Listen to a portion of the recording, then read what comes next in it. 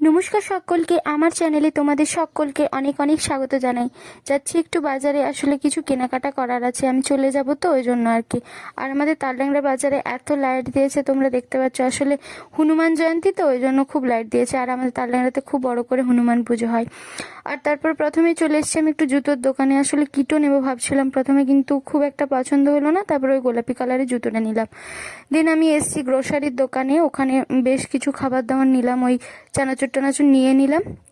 আর peanut বাটারটাও দেখছিলাম, কিন্তু বড়টা খুঁজছিলাম কিন্তু নেই এখানে। তো তারপরে দেখে নিয়ে তারপরে এসেছি একটু ওই শাড়ির দোকানে, আসলে শাড়ি নেব না আমি, ওই একটা লেগিংস নিলাম আর টুকটাকি মাকি নিল।